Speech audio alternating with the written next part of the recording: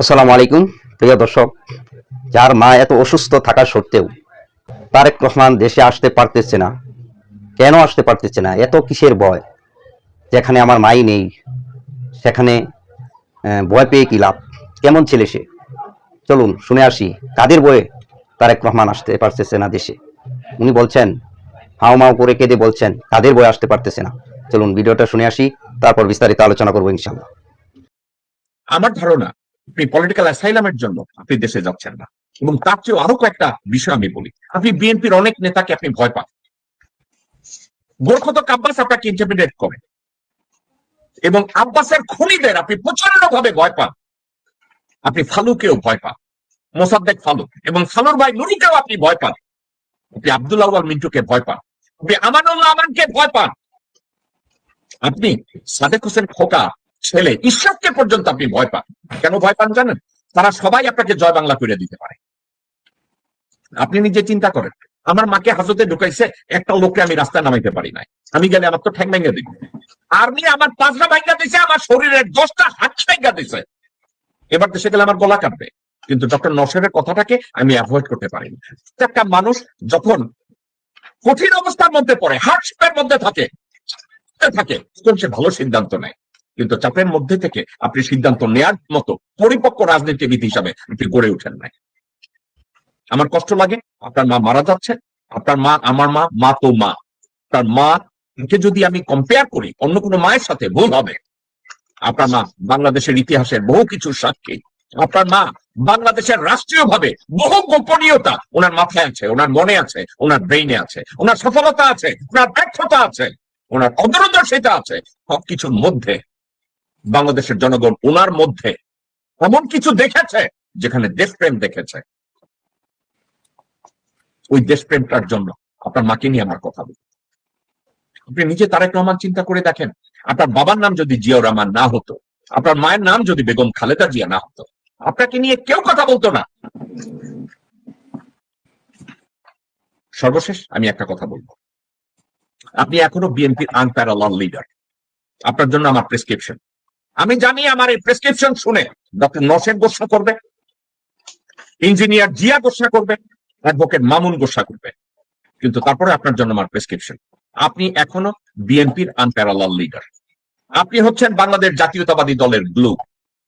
এই দলটাকে একত্রে রাখার জন্য, শহীদ রাষ্ট্রপতি জিয়াউর রহমানের স্বপ্নকে বাস্তবায়ন করার জন্য অনতি বিলম্বে ভারতপন্থী প্রত্যেকটা কুত্তার বাচ্চাকে দল থেকে বহিষ্কার করতে না চান, তাদের কার্যক্রমের উপরে আপনি ব্যান দিয়ে দেন।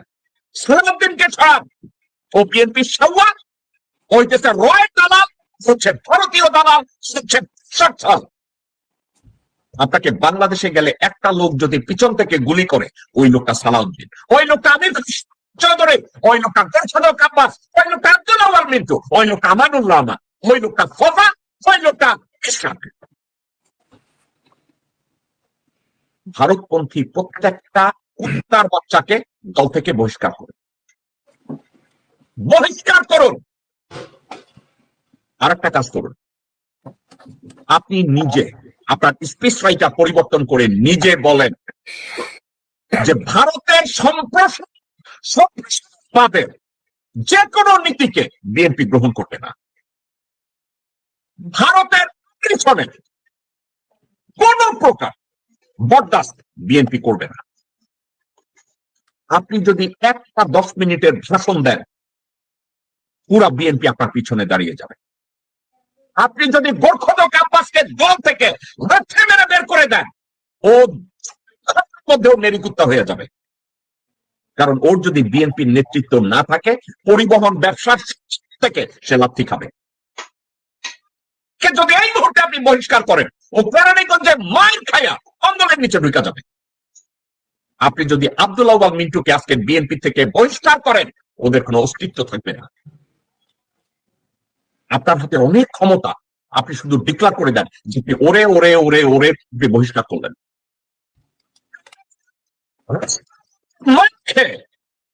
বিড়বিড় করবে আপনার পিছনে। 2, আপনার জন্য আরেকটা সাজেশন, এই মুহূর্তে আপনি বলেন যে আপনার দেশে না যাওয়ার পিছনে আপনার লজিক কারো কাছে জিজ্ঞাসা করেন না, মন থেকে আপনি বলেন আমি এর জন্য চাই না।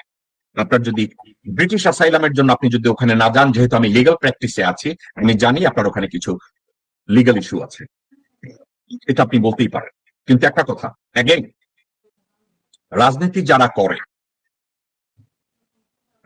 যারা করে তারা সবসময় রিস্ক নেয়। আপনার বাবা জীবনের বড় রিস্ক নিয়েছিল আপনার মাকে এবং আপনার ভাইকে সহ, দেশের জন্য রিস্ক নিয়েছে। আপনি ওটা করে দেখেন। এবং আপনার আশেপাশে তল্পি বাহক কুত্তার বাচ্চাগুলো, হুমায়ুন একটা ক্যান্সার, আমির খসরু মাহমুদ চৌধুরী আপনার জন্য ক্যান্সার, সালাউদ্দিন আপনার জন্য ক্যান্সার, আমানুল্লাহ আমান আপনার জন্য ক্যান্সার, আমির খসরু মাহমুদ আপনার জন্য ক্যান্সার, সামা ওবায়েদ আপনার জন্য ক্যান্সার, রুমিন ফারহানা আপনার জন্য ক্যান্সার, মিন্টু আপনার জন্য ক্যান্সার। এই ক্যান্সার গুলোকে আপনি শরীরে রেখে আপনি টাইলানল খাবেন আর ঔষধ খাবেন, মনে করবেন আপনি সুস্থ। আপনি একটা বোকা। আমি গতকালকে বলেছি, হাওয়া ভবনের আপনার ট্র্যাক রেকর্ড ভালো না। বিএনপি 2 বারের ক্ষমতায় এসে আপনারা যা করেছেন তার ট্র্যাক রেকর্ড ভালো না। তারেক সাহেব, আপনি এবং আপনার মা ওই লোককে সেনাপ্রধান বানাইছেন যেই লোক আপনার বাপকে খুন করতে চেয়েছে, তার খালেদ মোশাররফ। আমরা তারেক সিদ্দিকীকে গালি দেই না, রেহানার দেবর তারেক সিদ্দিকীকে গালি দেয় আর্মিটা ধ্বংস করছে, আপনার মামা ইস্কান্দার সুয়ারের বাচ্চা বাংলাদেশ আর্মিকে ধ্বংস শুরু করেছে। গত সপ্তাহে 2 সপ্তাহ আগে দেখছি আপনার মা বসলে কইরা সাহিব ইস্কান্দারের বউরে নিয়া ক্যান্টনমেন্টে গেছে।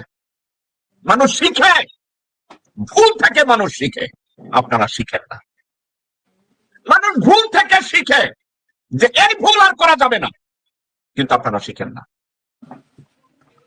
সাইদ ইস্কান্দারের বউরে দেখলাম ওয়াকারের পাশে দাঁড়ানো, আপনার মুখে দিয়ে দাঁড়ানো, অপু গন্ডা তাহলে দেখলাম আলবেলার সন্তোষ শর্মা, রয়ের সন্তোষ শর্মা তার লগে বগলে নিয়ে হাঁটে।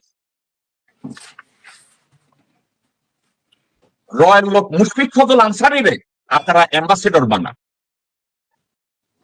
রয়ের লোক আপনাদের কাছে জনপ্রিয় হয়, তাহলে বলতে গেলে কি হয়, আমি কন্ট্রোলটা এভাবে করি, এভাবে তুলনা করলে আপনাকে তো সবাই হিরো আলম বানায় দিবে। হিরো আলম রিস্ক নিয়ে মাইক খাইয়া নেতা হয়েছে, মুসিদের সামনে দাঁড়াইয়া অনেকের সামনে নির্বাচন করছে। ওই সাহসটাও আপনার নাই। ইঞ্জিনিয়ার জিয়া একটা কথা বলছে, আপনি মাইক খেয়েছেন আপনার অপকর্মের জন্য, আপনি তো দেশের জন্য মাইক খান নাই, আপনি তো আন্দোলন করার জন্য মাইক খান নাই। আপনি কেন মাইক খেয়েছেন? আর্মি অফিসারদের গায়ে হাত তুলতে আপনারা কে কইছে? হাওয়া ভবনের ডাইকা লেফটেন্যান্ট কর্নেল, ব্রিগেডিয়ার জেনারেল এদেরকে ধরে থাকছেন। সারাকায় লাঠি দেওয়ার জায়গা নাই, আপনি লোকজনের ডাইকা 4 ফিট মানে 6 ফিটের মতো জেনারেল সামনে দাঁড়ায় আপনি চাপড়াইছেন, চোপড়াইছেন, এই করছেন, কান ধরে উঠবস করাইছেন। আপনি মার খাইছেন বেয়াদবের জন্য, মার খাইছেন সিকিউরিটির জন্য। তারেক রহমান, এখনো সময় আছে, ঘুরে দাঁড়ান। প্রিয় দর্শক, ভিডিওটি শুনতে পারছেন, তাদের বয়ে সে দেশে আসছে না। আসলে কি তাই?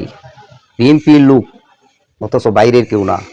বিএনপির নেতাকর্মীদের বয়েই তারেক রহমান দেশে আসতে চায় না।